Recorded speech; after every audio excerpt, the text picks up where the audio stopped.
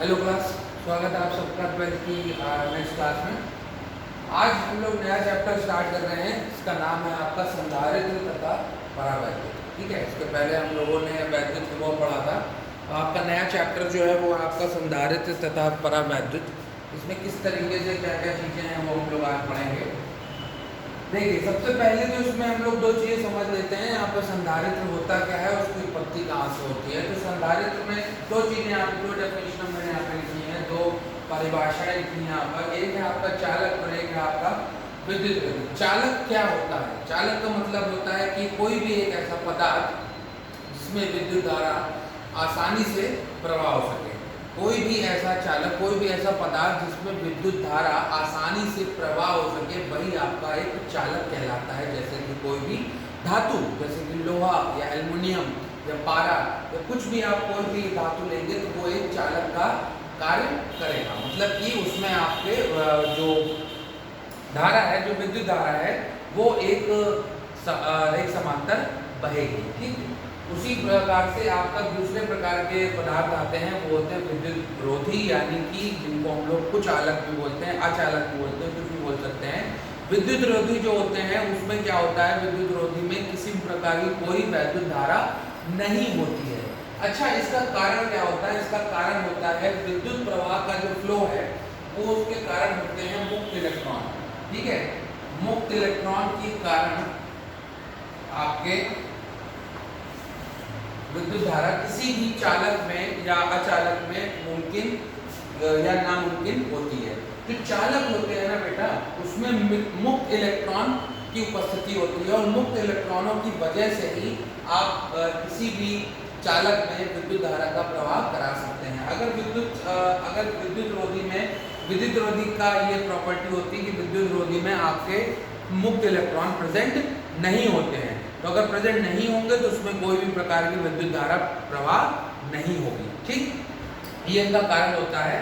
तो इसमें मुक्त इलेक्ट्रॉन की उपस्थिति होती है, इसलिए इसमें विद्युत प्रवाह आसानी से होता है। इसमें विद्युत मुक्त इलेक्ट्रॉनों की उपस्थिति नहीं होती, इसलिए इसमें विद्युत प्रवाह नहीं होता है। इसका कॉन्सेप्ट जो होता है बेटा, कोई भी एटम है, जैसे कोई आपका एक परमाणु है, तो उसका कॉन्सेप्ट ये होता है कि जैसे कि मान लीजिए यहाँ पर इसका नाभिक हो गया जिसमें प्रोटॉन और न्यूट्रॉन आपके प्रेजेंट है, वहाँ पर आपका इलेक्ट्रॉन जो है उसके चारों ओर चक्कर लगा रहा है। ये इसका कॉन्सेप्ट होता है। ठीक, तो जो अचालक होते हैं ना, चालक जो होते हैं, चालक के जो बाहरी कक्षा के जो इलेक्ट्रॉन होते हैं उन पे नाभिक इतनी ज्यादा बल, जो उसका आकर्षण बल होता है, वो नहीं लगा पाता है। ठीक है, क्योंकि इसमें कम इलेक्ट्रॉन होते हैं। जितने भी अचालक होते हैं, आप जब अचालक के बारे में पढ़ेंगे, जैसे कि सोडियम हो गया, पोटेशियम हो गया या आपका लोहा भी हो गया, उसकी जो सबसे बाहरी कक्षा होती है, उस सबसे बाहरी कक्षा में जो इलेक्ट्रॉनों की संख्या होती है वो कम होती है। हमेशा 4 से कम ही मिलेगी आपको, वही आपके अचालक या मेटल धातु होते हैं। ठीक है, तो जब वो बाहर कम मिलती है तो उसके ऊपर उनका जो आकर्षण बल है वो आपका कम हो जाता है। जैसे जैसे मुक्त जो इलेक्ट्रॉनों की संख्या बाहरी कक्षा में बढ़ती जाती है, जो नाभिक जो आकर्षण बल लगाता है वो भी बढ़ता जाता है। तो अगर मुक्त बाहर इलेक्ट्रॉन बाहरी कक्षा में कम है तो उनके ऊपर बल भी कम लग रहा होगा। तो यानी कि इनको यहाँ से बाहर निकालना आसान है। और नॉर्मल जो रूम टेम्परेचर होता है, नॉर्मल जो आपका कमरे का ताप होता है, इस कमरे के ताप पे भी ये जो इलेक्ट्रॉन होते हैं ये मुक्त ही होते हैं। ठीक, लेकिन जो प्रोटॉन होते हैं वो आपका नाभिक के अंदर होते हैं। ठीक है, ये जो प्रोटॉन होते हैं वो आपका नाभिक के अंदर होते हैं। इनको हम लोग बोलते हैं मुक्त इलेक्ट्रॉन। ठीक है, इनको हम लोग बोलते हैं मुक्त इलेक्ट्रॉन, या इंग्लिश में बोल सकते हैं हम लोग फ्री इलेक्ट्रॉन। ठीक है, और ये जो होता है प्रोटॉन, जो होता है बेटा, प्रोटॉन आपका अंदर रहता है, इसको हम लोग बोलते हैं बद्ध आवेश। ठीक, इंग्लिश में बोल सकते हैं हम लोग बाउंड चार्जेस। ठीक है, इंग्लिश में बोलते हैं हम लोग बाउंड चार्जेस, और इसको इंग्लिश में बोलते हैं फ्री इलेक्ट्रॉन। मतलब कि जो इलेक्ट्रॉन है वो आपके बाहर इधर उधर घूमने के लिए तैयार रहते हैं, लेकिन जो प्रोटॉन होते हैं क्योंकि वो न्यूक्लियस के अंदर यानी कि नाभिक के अंदर होते हैं, इसलिए वो बाहर नहीं निकल सकते, उनको बाहर निकालना मुमकिन नहीं है। इसलिए यहाँ पर जो मुक्त इलेक्ट्रॉन है वो आपके बाहर रहेंगे और वही आपका विद्युत धारा का प्रवाह कराएंगे। तो ये इसका पूरा टोटल कॉन्सेप्ट होता है, समझने को बोलो, ठीक है। संधारित्र चालकों में मुक्त तथा बद्ध आवेश जो होता है वो आपका इसी प्रकार से होता है, ठीक। अब अगर हम लोग विद्युत धारिता के बारे में पढ़ें, जो हम लोग पढ़ रहे थे अभी, विद्युत धारिता क्या होती है, विद्युत धारिता की अवधारणा या उसकी परिभाषा निकालने को बोला जाए तो विद्युत धारिता बेसिकली आपका किसी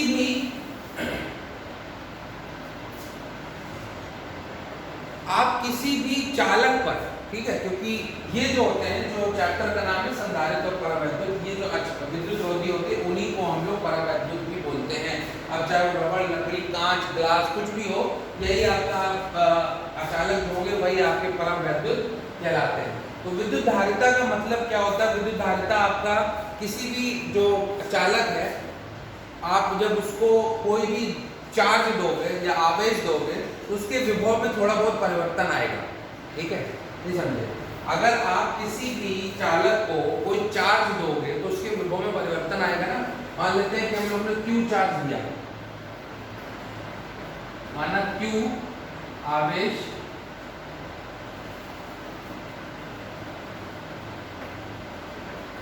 देने पर V विभव में परिवर्तन आ रहा है, ठीक। यानी कि जो V का मान है वो Q पे पूरी तरीके से निर्भर कर रहा है, यानी जिसको हम लोग Q directly proportional to V इस तरीके से लिख सकते हैं, ठीक। तो अगर ये प्रोपोर्शनलिटी साइन लगाओगे तो यहाँ पर C आएगा और CV, ये आपका फॉर्मूला बनता है। यही जो C होता है इसी को हम लोग बोलते हैं विद्युत धारिता। तो कुल मिला के क्या हो जाएगा? C बराबर Q बटे V। तो इसकी परिभाषा हम लोग क्या लिख सकते हैं कि किसी भी चालक को दिया गया जो आवेश है और उसका वैद्युत विभव, उन दोनों का जो अनुपात होता है वही आपका विद्युत धारिता होता है। डेफिनेशन में हम लोग क्या लिख सकते हैं कि किसी चालक को की वैद्युत धारिता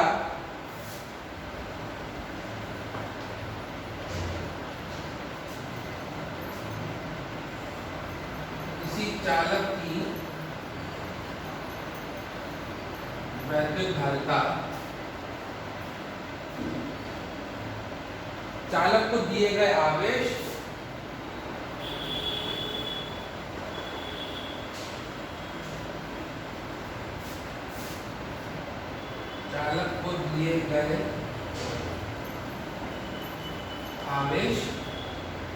तथा विभव का अनुपात होता, ठीक। ये इसकी परिभाषा हो सकती है कि विभव में जो वृद्धि होगी तथा विभव का अनुपात या विभव में होने वाली वृद्धि, किस तरीके से लिख सकते हो उसको, विभव में होने वाली वृद्धि का अनुपात, इस तरीके से भी इसको लिखा जा सकता है।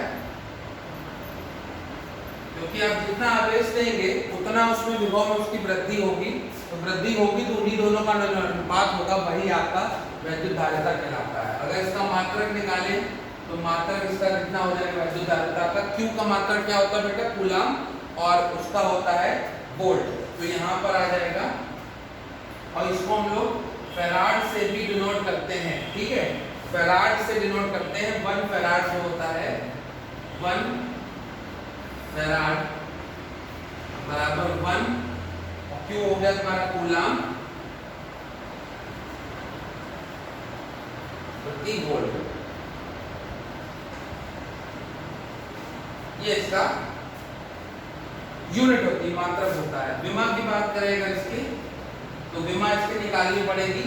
विमा इसकी आती है आपका m-1 l-2 T4 A2, m-1 l-2 T4 A2, ये सिग्मा। ठीक, इसका आप स्क्रीनशॉट ले सकते हैं, नोट्स बनाने में काम आएगा। जो भी बोर्ड पे हम बताते हैं उसी से नोट्स अगर बना लें तो ज़्यादा अच्छा रहेगा, कहीं से नोट्स बनाने की ज़रूरत नहीं पड़ेगी। तो उसका स्क्रीनशॉट ज़रूर लेके नोट्स बना लिया करें। फिर हम लोग बढ़ेंगे अपने अगले टॉपिक पे, किसी भी विलगित निकाय का चालक या धारिता किस तरीके से निकालते हैं। देखिए अगला टॉपिक आपका आ गया विलगित गोली चालक की धारिता। विलगित गोली चालक की धारिता क्या होगी, यहाँ पर एक डायग्राम बना हुआ है। मान लेते हैं कि एक आपका कोई गोली चालक है, गोल चालक है, जिसके पूरे पृष्ठ पर ये प्लस चार्ज जो है या प्लस चार्ज जो है पूरा फैला हुआ है। ठीक है, इसका जो रेडियस है, जो त्रिज्या है वो a है। अब आपको निकालना है कि इसकी जो गोली चालक है इसकी धारिता कितनी होगी। ठीक है, चलिए फाइंड करते हैं। गोली चालक के अगर पृष्ठ पे, गोली चालक के पृष्ठ पर विभव आप निकालोगे और ये किसी मीडियम में रखा हुआ है, ठीक है, किसी माध्यम में रखा हुआ है, उस माध्यम का जो परावैद्युतांक है वो k है। उस माध्यम का परावैद्युतांक जो है वो k है। हर एक जैसे किसी कांच के अंदर रखा है या ग्लास के वो मोम के आदि अंदर रखा हुआ है, तो उसका जो परावैद्युतांक है वो आपका के दिया गया है। तो उस पर कुछ ना कुछ इफेक्ट आएगा, तो वो हम लोग को उसमें निकाल रखना पड़ेगा कि किस तरीके से आपको निकालना है। ठीक है, चलिए देखते हैं आगे।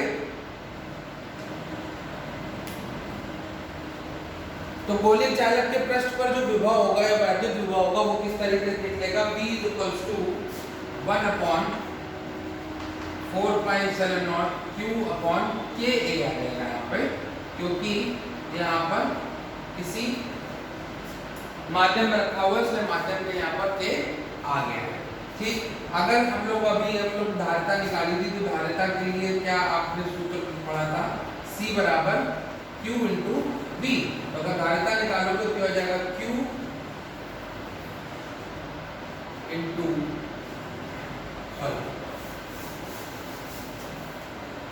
बराबर CV था, तो C का मान आ जाएगा Q/V। तो C की वैल्यू हो जाएगी Q/1/4πε0 Q/K। तो ये Q से Q कैंसिल हो जाएगा, नीचे वाला सारा का सारा ऊपर आ जाएगा, तो Q हो जाएगा 4πε0 K।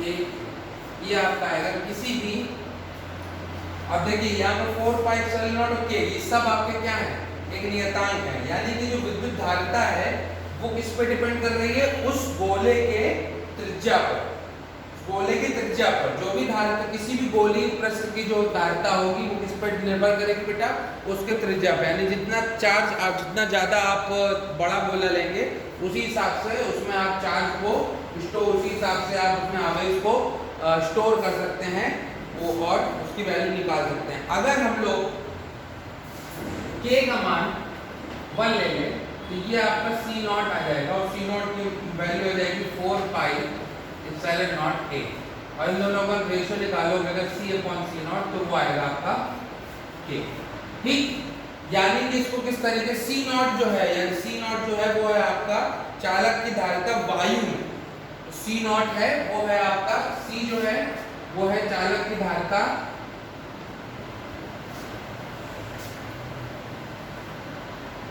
क्योंकि वायु के लिए ही K का मान 1 होता है, वायु के लिए ही K का मान 1 होता है। तो C जो है वो है चालक की धारिता किसी माध्यम में, और जो C0 है वो है आपकी चालक की धारिता वायु में। तो उन दोनों का जो अनुपात होगा वही आपका K का फॉर्मूला होगा। उन्हीं दोनों का जो अनुपात होगा वही आपका परावैद्युतांक K के बराबर होगा। ठीक, अगर सूत्र के अनुसार देखें तो जो निर्वात की विद्युतशीलता होगी उसके लिए वैल्यू आ जाएगी यहाँ से, ये जो ε0 होता है ना, इससे देखोगे तो यहाँ से ε0 की वैल्यू क्या आएगी, C0/4πA। ये है आपकी निर्वात की विद्युतशीलता, इससे भी आप निकाल सकते हैं। निर्वात की गतिशीलता होती है एप्सिलॉन बराबर C/4πε0। यहाँ से आपका वैल्यू आ जाती है फैराड पर मीटर। इसकी अगर आप वो निकालेंगे क्या मात्रा निकालोगे तो यहाँ से फैराड पर मीटर इसका मात्रक आता है। ठीक है, क्योंकि ये तो आपका 4 पाई कांस्टेंट है, नियतांक है, दूसरा मतलब नहीं है, ये आ जाएगा आपका। ठीक, अब आगे पढ़ते हैं हम लोग संधारित्र। संधारित्र का कॉन्सेप्ट समझते हैं कि संधारित्र होता क्या है और किस तरीके से उसमें चार्ज को स्टोर किया जाता है। ठीक है, संधारित्र का मतलब ही यही होता है कि चार्ज को स्टोर करना। ठीक, पहले आप इसका मतलब समझ लीजिए वर्ड का, तो आपको ज्यादा अच्छे समझ में आ जाएगा। संधारित्र का मतलब होता है, संधारित्र एक्चुअली में होता क्या है, संधारित्र का मतलब होता है किसी भी सरफेस पे किसी चार्ज को स्टोर करना। मान लेते हैं कि हमने एक प्लेट ली, ठीक, एक हमने एक प्लेट ली, लोहे की प्लेट ली। अब इस पे हमने किसी मशीन द्वारा, ठीक है, किसी मशीन द्वारा इस पे प्लस चार्ज हमने आवेशित करा। इसके चारों तरफ मतलब एक प्लेट की तरफ एक, देखो संधारित्र का जो कॉन्सेप्ट है या जो सिद्धांत है या प्रिंसिपल है वो आप इस तरीके से समझ सकते हैं कि अगर किसी आवेशित चालक के पास आप एक दूसरा अनावेशित चालक लेके आते हो, अगर आप किसी आवेशित चालक के पास कोई दूसरा अनावेशित चालक रख दिया जाता है या लेके आते हो, तो जो आवेशित चालक का विभव है वो कम हो जाएगा, इसका जो विभव है वो कम हो जाएगा और इसकी वजह से आप उसमें और ज्यादा विभव उसका बढ़ाने के लिए और ज्यादा चार्जेस दे सकते हो। देखो समझो भी समझ में आएगा अच्छे से कि यहाँ पर एक और अनावेशित चालक है, ठीक है, बहुत बढ़िया। यहाँ पर एक गोल्ड लीफ एक्सपेरिमेंट, स्वर्णपत्र विद्युतदर्शी देखा है आपने। स्वर्णपत्र विद्युतदर्शी का काम होता है वैद्युत विभव को नापना। उसमें दो आपकी स्वर्ण पत्तियां होती हैं, तो अगर यहाँ पर इस तरीके से देखोगे तो इन पे ये पूरी तरीके से फैली होगी क्योंकि इसका विभव इस टाइम पे ज्यादा होगा। लेकिन अगर यहाँ पर एक आप अनावश्यक चालक रख लोगे तो प्रेरण की वजह से, प्रेरण मतलब इसका चार्ज इधर जाएगा, इसका जो चार्ज है वो आपका दूसरी प्लेट में जाने की कोशिश करेगा। कोशिश क्या करेगा, इसके अंदर भी आपके इलेक्ट्रॉन है, एटम है, उसके पास भी आपके दोनों टाइप होंगे, इलेक्ट्रॉन भी होगा, प्रोटॉन भी होगा। ठीक, समझना इस चीज को। तो प्लस इधर है तो इसके अंदर जितने भी माइनस होंगे वो एक तरफ आ जाएंगे इस तरीके से, इसके पास जितने भी माइनस होंगे वो इस तरीके से एक तरफ आ जाएंगे और जो प्लस होंगे वो आपके दूसरी तरफ इस तरीके से अरेंज हो जाएंगे। तो इससे इफेक्ट क्या होगा, इससे इफेक्ट क्या होगा, इसको भी हम किसी से स्टैंड से खड़ा कर देते हैं प्लेट को। अब देखो समझना जरा इस चीज को, क्या होगा, इस प्लेट के जो भी नेगेटिव वाले हैं वो सब आपके एक तरफ आ गए, पॉजिटिव वाले उधर चले गए। अब जो नेगेटिव वाले हैं, ठीक है, ये जो ऋणात्मक वाले हैं वो इसका विभव कम करने की प्रयत्न करेंगे। क्या करेंगे, कम करने की प्रयत्न करेंगे, जिसकी वजह से इसका जो फैलाव था वो कम हो जाएगा क्योंकि विभव कम हो गया, क्योंकि इनका ये जो नेगेटिव वाले हैं ये इसके विभव को कम कर रहे हैं, लेकिन जो पॉजिटिव वाले हैं वो इसका बढ़ाएंगे।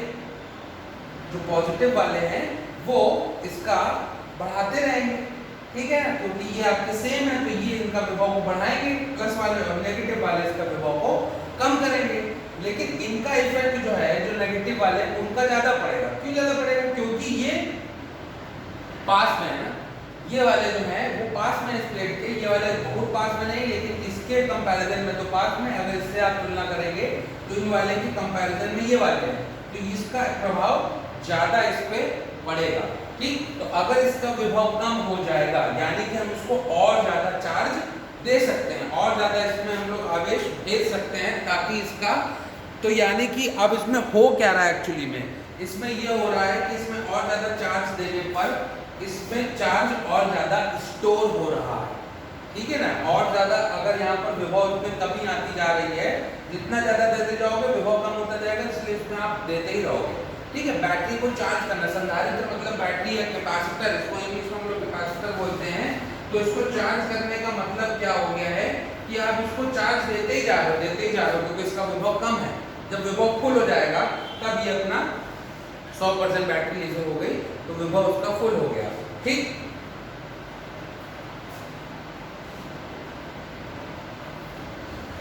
तो यहाँ पर इस तरीके से इसको, अब इसमें कॉन्सेप्ट और होता है कि मान लेते हैं इसको हम पृथ्वी से जोड़ देते हैं, ठीक है, इसको हम पृथ्वी से जोड़ देते हैं, इस चार्ज को हम पृथ्वी से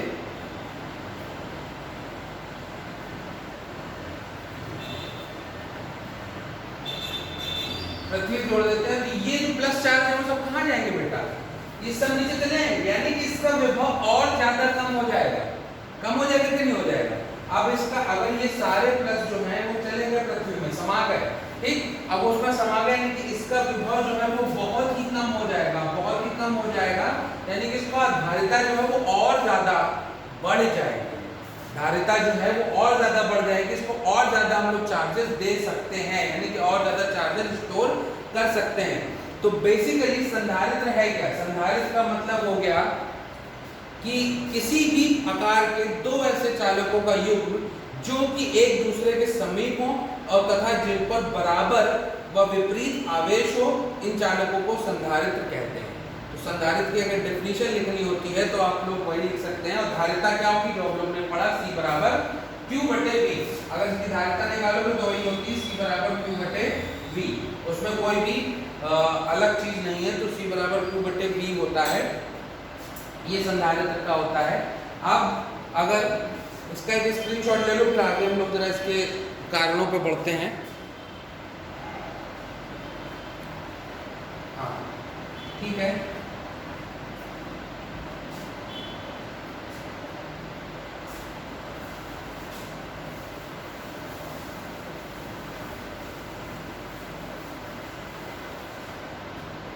ये जो दो प्लेटें हैं इनके ऊपर डिपेंड करता है कि संधारित्र की अगर परिभाषा लिखनी हो तो संधारित्र की परिभाषा हो गई आपकी कि संधारित्र किसी प्रकार के दो ऐसे चालकों का युग्म है जो एक दूसरे के समीप हो और जिन पर बराबर व विपरीत आवेश हो। धारिता हमने लिखी हुई C बराबर Q/V, लेकिन किसी भी संधारित्र की धारिता संधारित्र की प्लेट को दिए गए आवेश तथा दोनों प्लेटों के बीच उत्पन्न विभवांतर के अनुपात को कहते हैं।